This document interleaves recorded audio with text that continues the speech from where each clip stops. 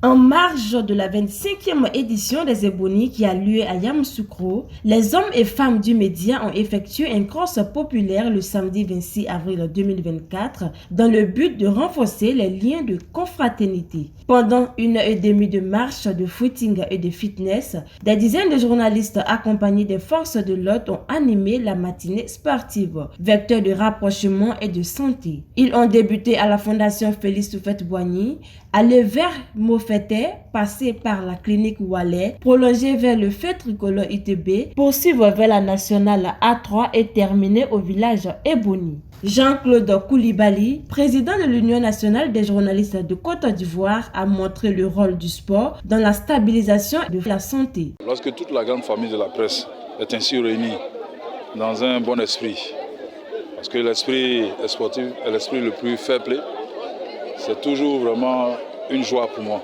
Une joie pour moi en ce sens que quand la famille est apaisée, quand la famille est unie, quand la famille est solidaire, le leader ne peut être que heureux.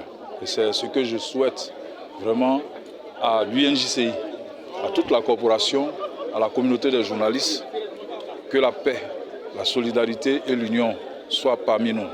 Parce que sans paix, sans unité, sans solidarité, on ne peut aller loin.